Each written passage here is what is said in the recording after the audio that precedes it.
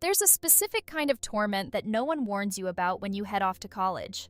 They talk about the workload, the homesickness, the dining hall food that sits in your stomach like wet cement, but nobody, not a single orientation pamphlet, not one well-meaning upperclassman, prepares you for the possibility that you will walk into a 12 by 14-foot dorm room on the first day of your new life and promptly, completely, catastrophically fall in love with the girl who's already claimed the bed by the window.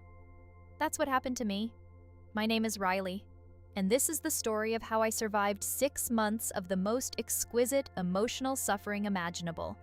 Living, sleeping, and breathing the same air as the most beautiful girl I had ever seen, and so watching her date half the campus while I quietly unraveled, until one February night when everything finally irrevocably changed.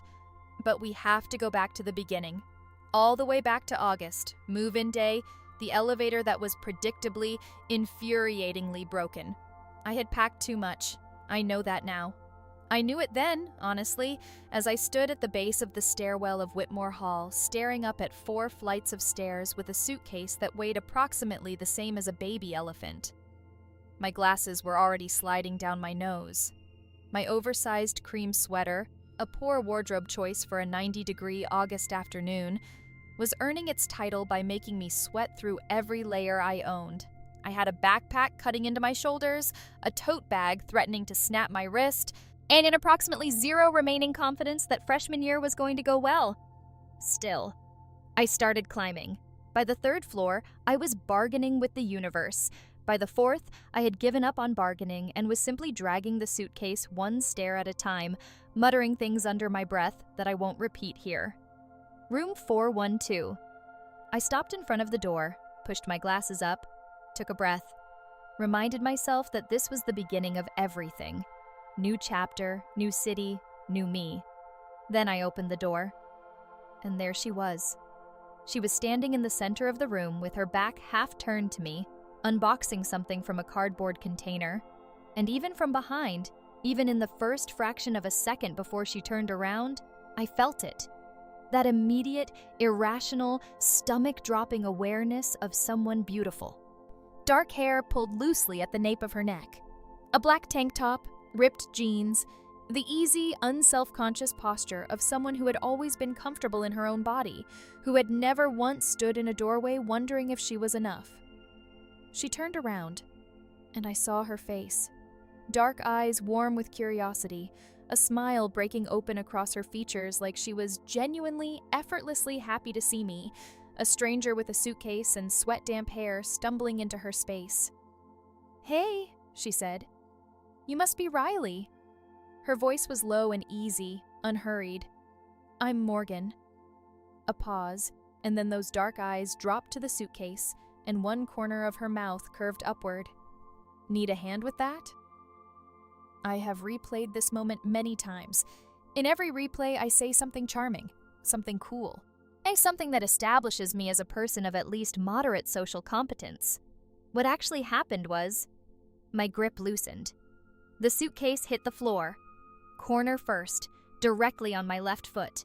I sucked in a sharp breath, shoved my glasses up my nose, and said, in a voice that wavered only slightly, "I'm good."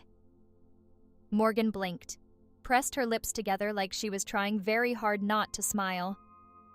I was not good. I was, at that moment, standing in the doorway of my first college dorm room, foot throbbing, face burning, staring at a girl with dark eyes and an easy smile who had just reduced me to rubble in approximately 4 seconds, and thinking, with the calm clarity of pure doom, oh no. The first week was almost manageable.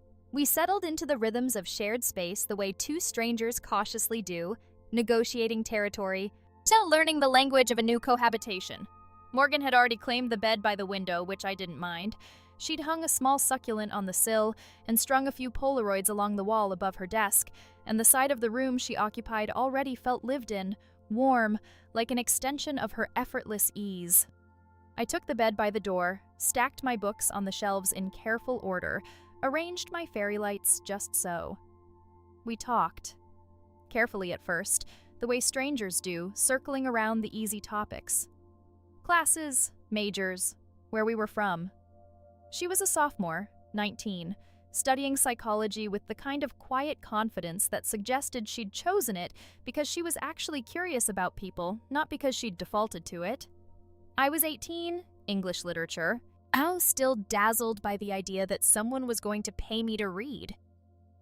She played intramural soccer 3 times a week and moved through the world with the loose-limbed ease of someone whose body had always been something she trusted.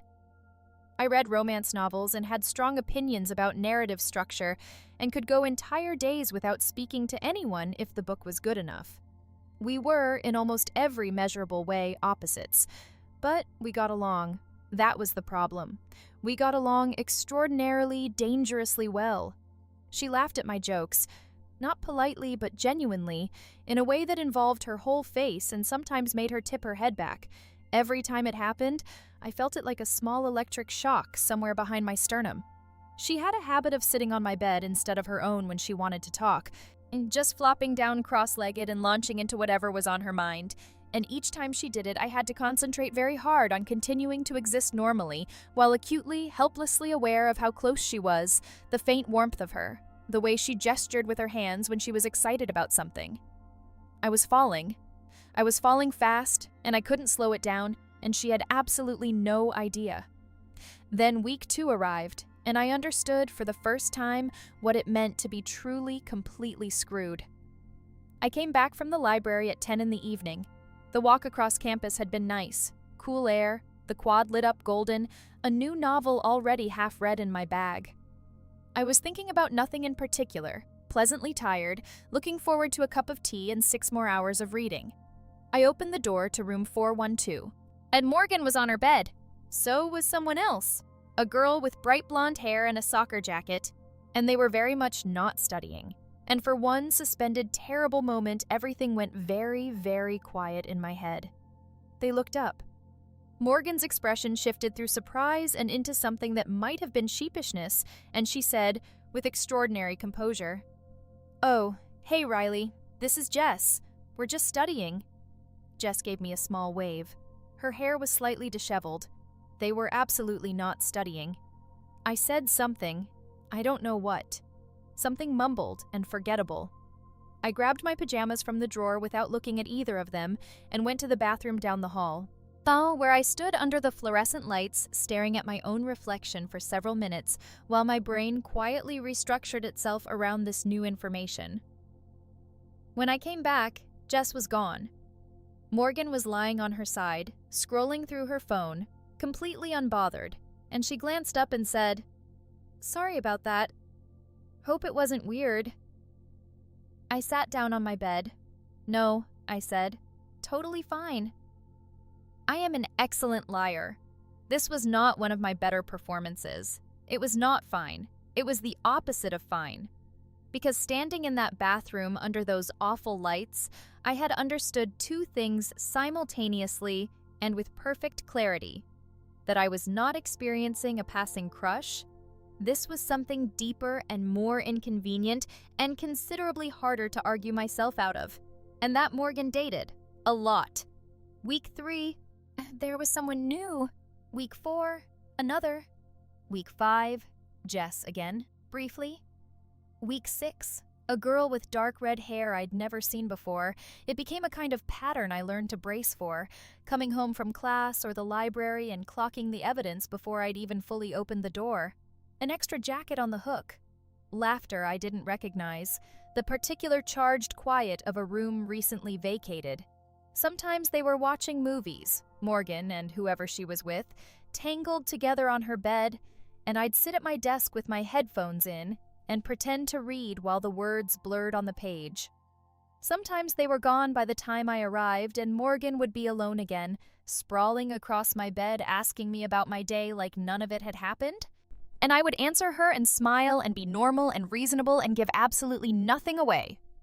My best friend Casey, who lived 3 doors down in a room that smelled aggressively of bergamot candles, found the whole situation tremendously entertaining.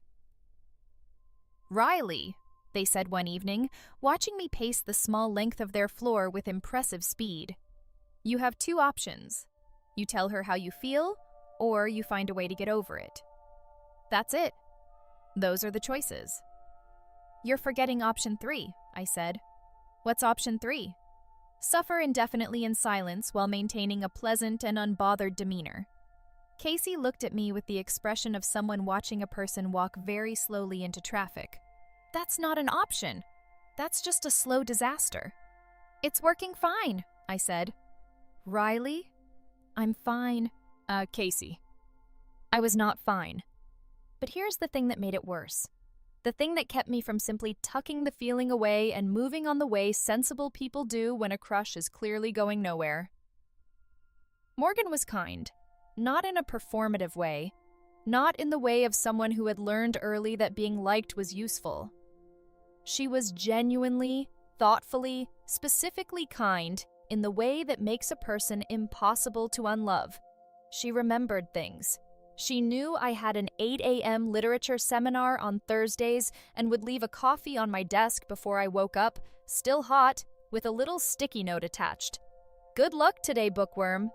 She texted me before soccer practice to ask if I needed anything from the vending machine on her way back. When I mentioned offhandedly in October that I was nervous about a paper, she sat with me for 2 hours while I worked, not saying anything, just present, doing her own reading on her own bed. And somehow that quiet company steadied me in a way I couldn't explain. Once, in mid-October, I came down with the flu. It was the miserable, full-body kind. I was in bed with a fever and a headache that felt like my skull was conducting a renovation, and I'd sent Morgan a text that said, "Don't worry about me, go to your plans tonight, I'll be fine," because I was still, even while actively dying, committed to the strategy of being low maintenance and uncomplicated. She came home at 7:30. She'd skipped the party. She had soup. Actual soup in a container from the place on 5th Street I'd mentioned once, in passing, weeks ago, that I liked. She sat on the edge of my bed and felt my forehead with the back of her hand, the touch so light and natural that I didn't have time to brace for it. And the warmth of her fingers against my skin made my already elevated temperature genuinely worse. "You look terrible," she said, not unkindly. "Thank you," I said. She smiled. Put on a movie, something low stakes and funny that she'd chosen correctly because she had apparently absorbed my taste through proximity and osmosis. She sat with her back against the wall, legs stretched out beside mine, and we watched it together in the low lamplight while I slowly, incrementally, felt less like I was dying. I remember lying there thinking that this was its own specific category of pain. Being cared for by someone you loved who had no idea you loved them. Being the recipient of their easy warmth, their instinctive tenderness, and having absolutely nowhere to put any of what it made you feel. I looked at her profile in the glow of the screen, the line of her jaw, the soft curve of her mouth, the way she tucked one knee up and rested her chin on it. And I thought, very quietly, I am in so much trouble. 2 months in, a Tuesday evening in late October. I was reading a particularly good sapphic novel I'd been working through for 3 days, the kind that makes you aware of your own heartbeat, when the door opened and Morgan came in. She crossed the room in 3 steps and then fell backward onto her bed with such dramatic finality that the frame creaked. "Dating," she announced to the ceiling, "is exhausting." I looked up.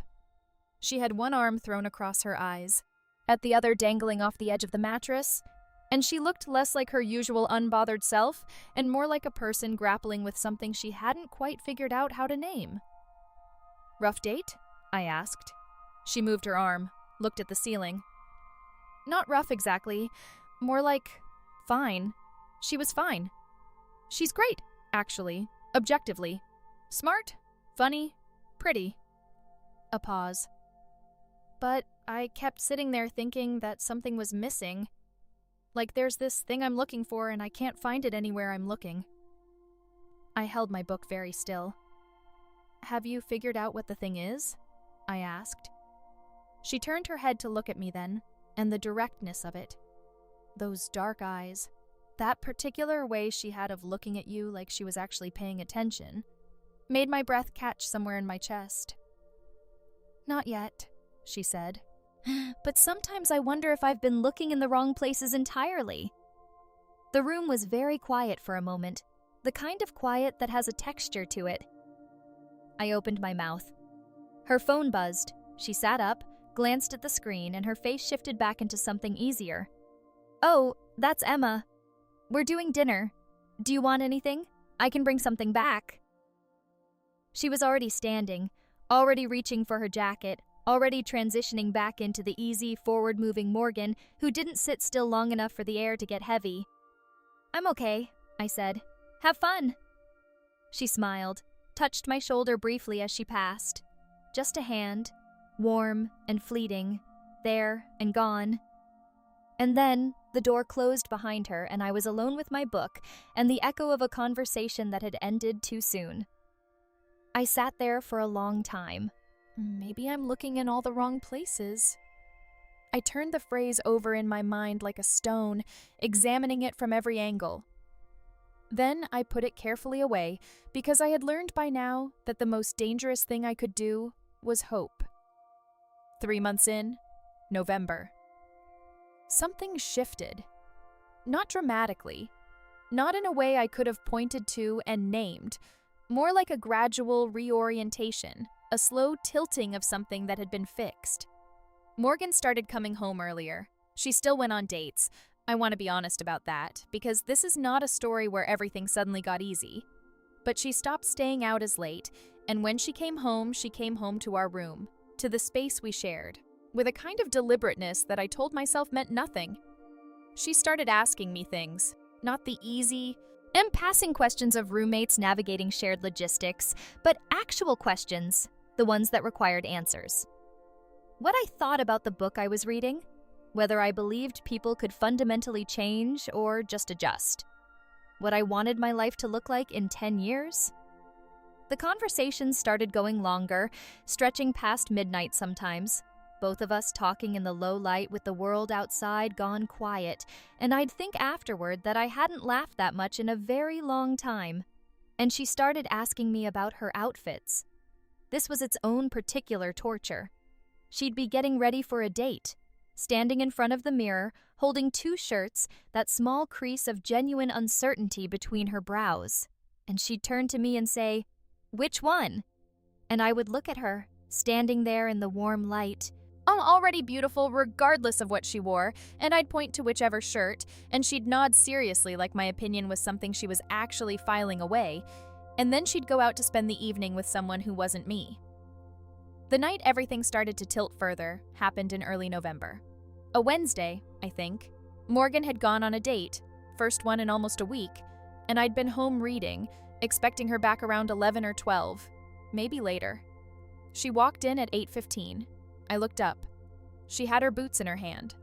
She crossed the room, and instead of sitting on her own bed, she came and sat on mine. Not across from me, but close. Close enough that her knee pressed lightly against my leg, and I felt that contact the way I felt everything that involved her. Too much, too completely. She sighed. Bad date?" I asked. "No," she said. And then she was quiet for a moment, looking down at her hands. "She was great, really. Smart and funny and exactly the kind of person I'd theoretically want to spend time with." She paused. "But I sat through the whole dinner thinking about coming home." I didn't say anything. She looked up at me. "Is that strange?" "Depends," I said carefully, "on what you were thinking about coming home to." A pause. "You," she said simply. "Coming home to talk to you. To just be here." She looked briefly uncertain, something I rarely saw in her, a fracture in the easy confidence. "Is that weird? We can say that's weird." I looked at her. This girl who had occupied the center of my thoughts for 3 months, who had no idea what she did to me every time she smiled or tucked her hair back or walked into a room, and I said, "It's not weird. I like being here with you." The understatement of the year. Possibly of my entire life. She held my gaze for a moment. Something moved across her expression that I couldn't quite read. Then she smiled, softer than usual, and reached over and stole the corner of my blanket. "Tell me about your book," she said. And I did. 4 months in. Casey's intervention. "We need to have a conversation," they said, closing their dorm room door behind me with the finality of someone who has been waiting to have this conversation for some time. About the Morgan situation. There is no Morgan situation. Riley. Casey sat down and folded their hands. She is not straight. I opened my mouth. She has exclusively dated women since school started, Casey continued, with the patient tone of someone presenting evidence. Every single person she has brought home has been a girl. How did you miss this? I thought about it.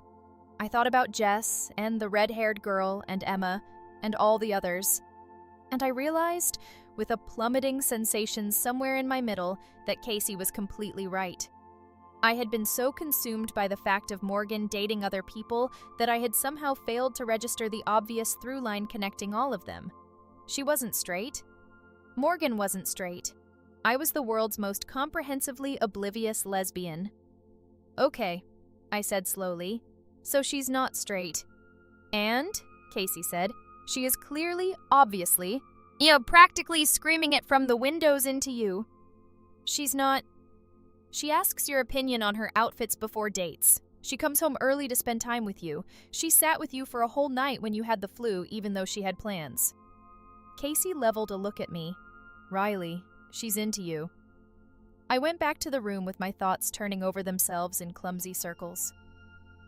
I walked in ready to see everything differently, to look at her and see what Casey was seeing. Morgan was on her bed with a girl I didn't recognize. They were laughing about something, easy and warm, and Morgan looked up and gave me her usual smile and said, "Hey!" And I nodded and sat at my desk and opened a book I didn't read. Maybe she's dating everyone else because she doesn't realize you're an option. Casey's words again. I turned them over, tried them on, and set them back down.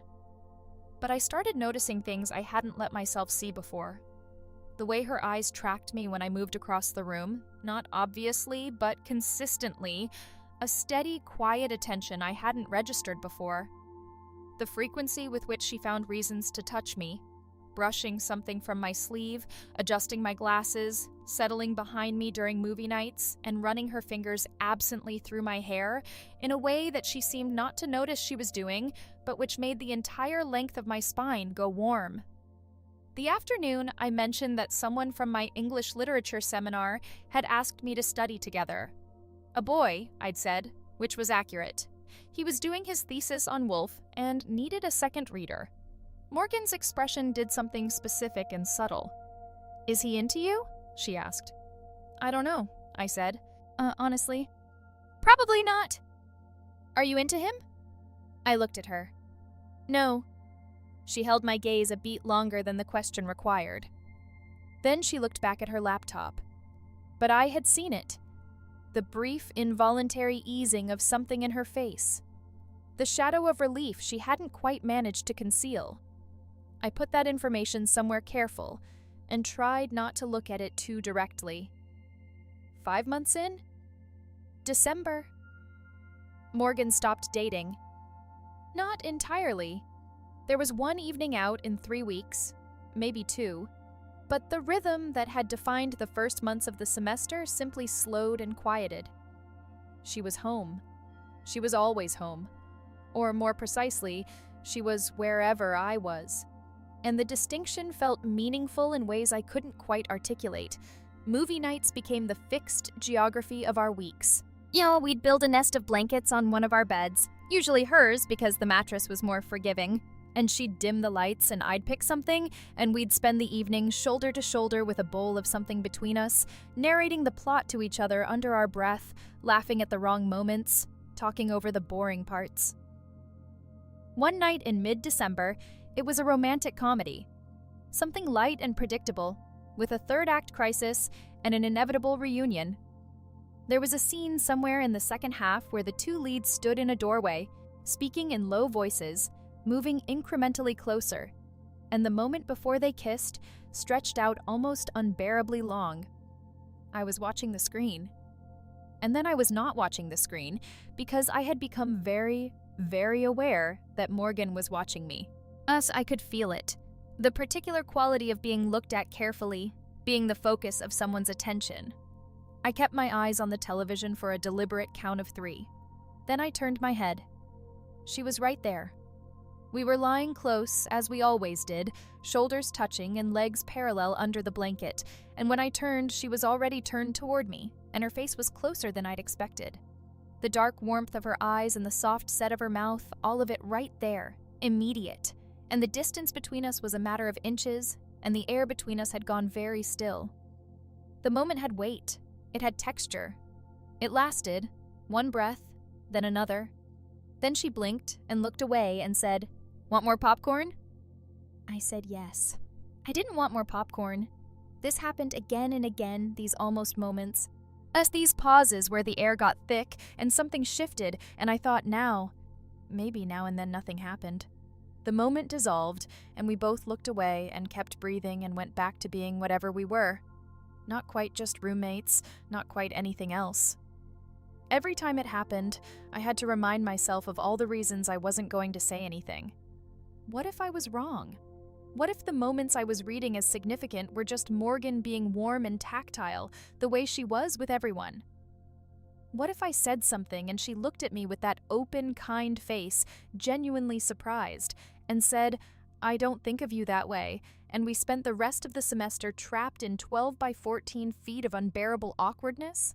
What if she moved out, and I lost the coffee on my desk, and the notes and the hair touching during movies, and the late-night conversations, and all of it?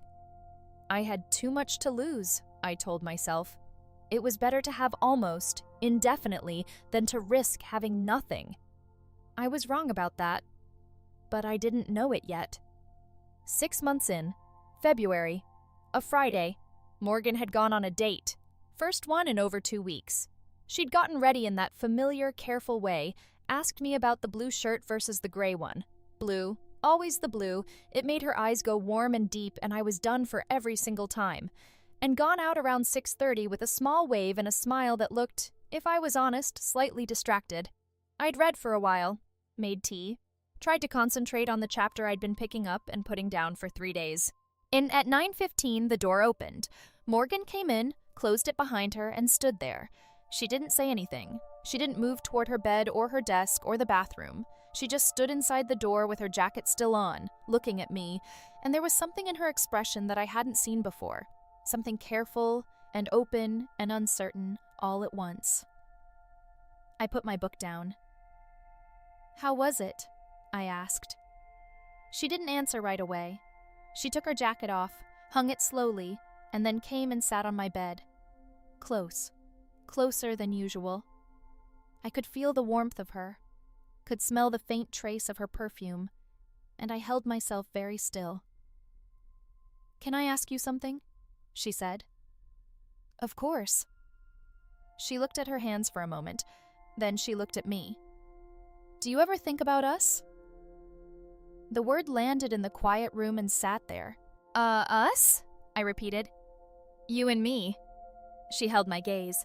Something moved through her expression, a flicker of doubt or courage or both.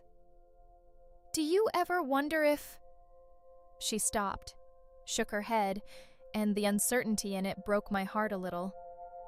"Never mind. Forget it. It's stupid." I reached out and caught her hand before she could pull back. Her fingers went still beneath mine. "Morgan," I said, "what were you going to say?" She looked at our hands. She looked at me. And then, very quietly, she said, "I can't stop thinking about you."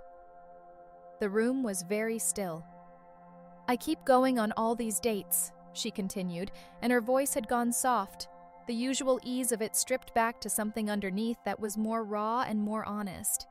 "And they're all fine. They're all great, genuinely. But something's wrong. Something's always just slightly wrong. And I couldn't figure out what it was." She paused. "And then I'd come home, and you'd be here, and everything would just—" She made a small, helpless gesture. "Feel right. And I've been sitting with that for months trying to understand it, trying to tell myself it was just friendship, just comfort, just familiarity." She looked at me. "But it's not that. I've had friends before. This isn't what that feels like." Her voice dropped. "I think I've been looking for you. In everyone else, I've been trying to find you.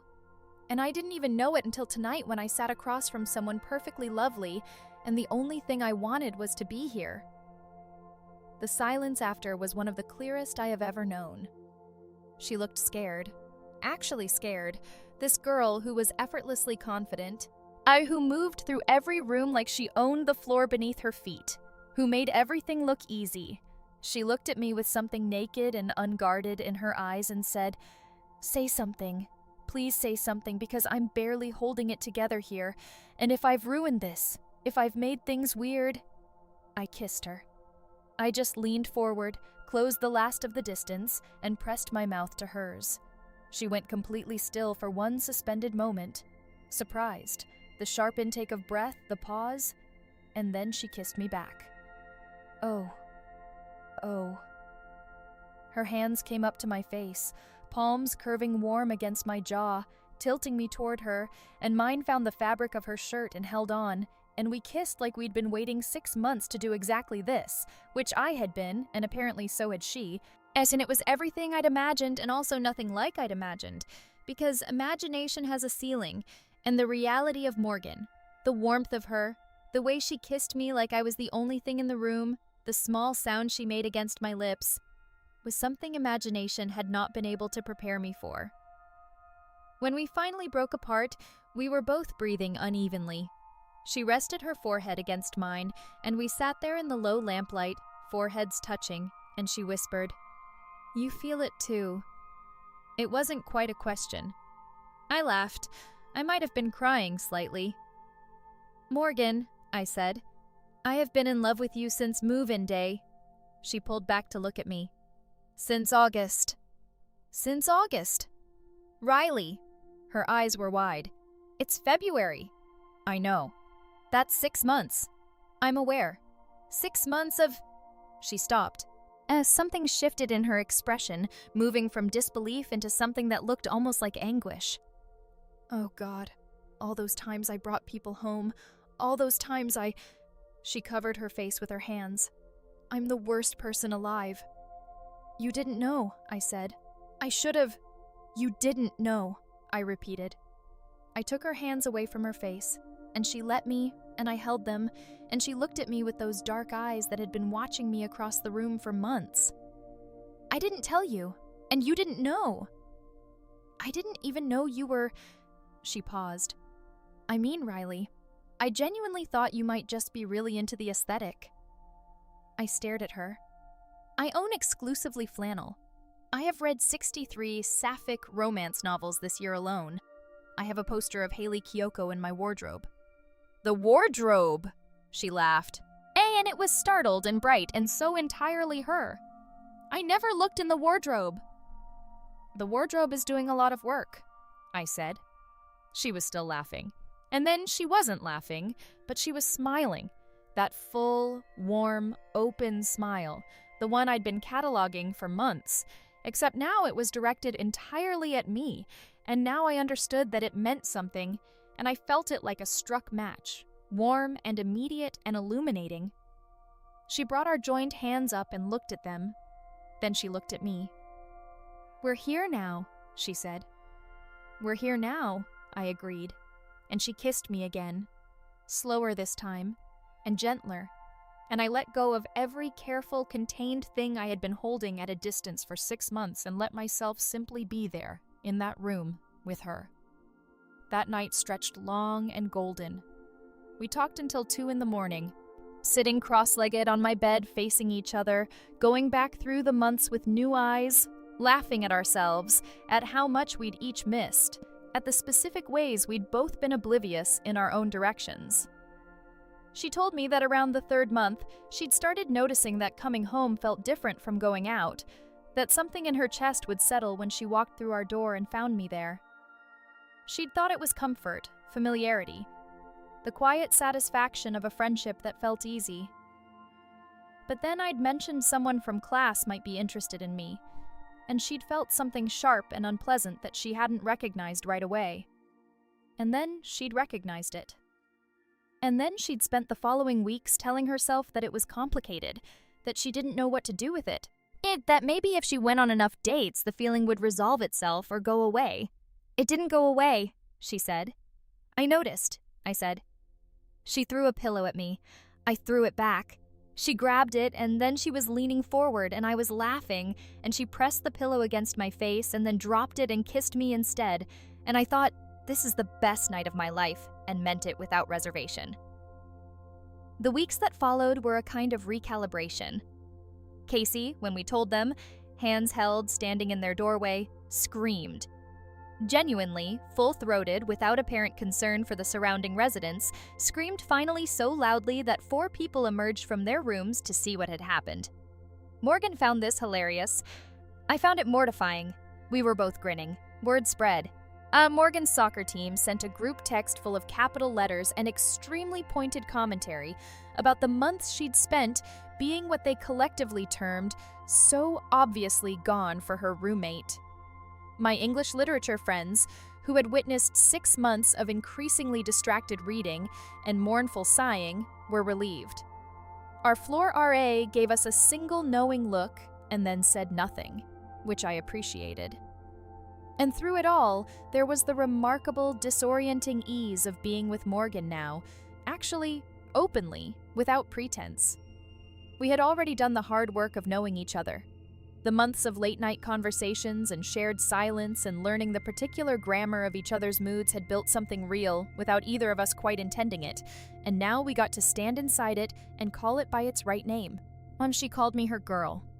In front of people, casually, with the same ease she brought to everything, and every single time I felt it warm and certain in the center of my chest, like something settling into its correct place. We had our first fight 2 weeks in. I don't remember what it was about. Something small, the kind of disagreement that gains momentum and size from existing in an enclosed space with no escape route. We argued, and then we sat in the taut silence of our 12-by-14 room, and Morgan said, "This is the weird part of living together." "There's no storming off," I said. "There's really not." We looked at each other. I felt the anger draining out of me, replaced by something more complicated and more honest. And she must have felt the same thing because she unfolded her arms and said, "Okay, tell me the actual thing." And we talked. We stayed up late and we talked, the way we'd always been good at, and by the end of it, something was better and closer and more solid than it had been before. We made it a rule. No going to sleep unresolved. We lived in the same room. We could not afford to let things calcify. 3 months into our relationship, I came back from class to find the room transformed. She'd pushed the beds together and made them one. She'd hung string lights above in an arc like a low, warm sky. She'd covered the wall above the headboard with photographs. Us at Casey's birthday, us on the quad in early November, one Casey had taken of us watching a movie where I was looking at the screen and Morgan was looking at me, and I had never seen that photograph before, and looking at it now made my throat feel tight. There were others. Morgan at a soccer game, me at the library with a coffee she'd brought me, both of us laughing at something outside the frame. She was sitting on the edge of the combined bed looking nervous. "I wanted it to be ours," she said. "Not just 2 people sharing a space, actually ours." A pause. "Is that okay?" I sat down beside her. I took her hand. "It's perfect," I said. That night, we fell asleep in the wide, warm space of our combined beds, her arm draped across my waist, the string lights dimmed to nothing, and the room quiet around us. I lay in the dark and thought about August, about a suitcase dropped on a foot, and a voice that said, "I'm good," when I was very clearly not good, and I thought about the months between then and now, all the suffering and longing and almost moments and held back words. And then I thought, every second of it was worth this. We are, as I tell you this story, 6 months into sophomore year. We have an apartment now. Small and slightly impractical and entirely ours. We signed the lease in May, spent the summer apart and counting down the days, moved in together in August for the second time with a combined suitcase situation that went considerably more smoothly than the first. We have a kitchen where Morgan makes coffee every morning before she leaves for practice, setting mine on the counter with a note in her handwriting, the same way she did on the desk in Whitmore Hall, except now the notes have changed. They say different things, more things, easier things. She still plays soccer. I still read. She still goes to parties sometimes. I still mostly go to the library. We are still, in many ways, opposites. But she is my opposite, specifically, and I am hers, and we have learned the particular architecture of each other's ways of being in the world, and built something inside it that belongs to both of us. She tells me she loves me every day. Not once, but several times, the way you say things you mean. In passing, in the morning, with her hair still loose and her voice still rough from sleep.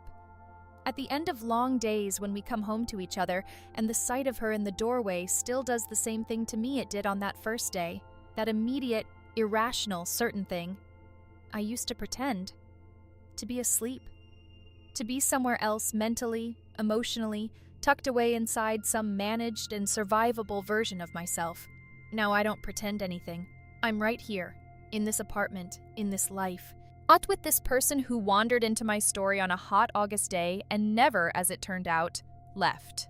If you're reading this from inside your own version of this, your own room 412, your own sleepless nights, your own careful cataloging of moments that might mean something, and the constant negotiation between hope and self-preservation, I want to say something to you. You're not crazy. The moments you're noticing are real. The connection you feel, even if it hasn't been named yet, even if it exists in the charged quiet of almost touches and loaded silences and conversations that go past midnight, that's real too. And I know the fear. I know what it is to have so much at stake that saying anything at all feels like stepping off a ledge. I know the comfort of almost, the way it's safer than yes or no, but almost is not a home. An almost is a waiting room. The worst that happens when you say something is a no, and a no is survivable. The best that happens, the absolute best that happens, is that you say the true thing and they look at you with relief and recognition and they say, I've been trying to find you in everyone else. And then you get the girl. Trust me when I tell you, the girl is worth it. Every single second of the 6 months I spent pretending, every too loud heartbeat and carefully controlled expression and night spent staring at the ceiling instead of sleeping, was worth the way Morgan looks at me now. Like I'm the fixed point. Like I'm the thing she comes home to. They say you shouldn't fall for your roommate, because if it ends badly, you're still sharing the bathroom. What they don't say is this: when it goes right, you get to fall asleep next to your favorite person every night. You get to wake up to her, imperfect and unhurried, before she's put the world-facing version of herself back on. You get to be known, specifically, in all your flannel-wearing, romance novel-reading, glasses sliding down your nose particular self, and loved for exactly that. I dropped a suitcase on my own foot on the first day. She brought me soup when I was sick. I kissed her before she could finish the sentence. And now, every morning, there is coffee on the counter, and a note in her handwriting, and a girl who calls me hers. That's the whole story. That's how it ended. That's how it began. Riley.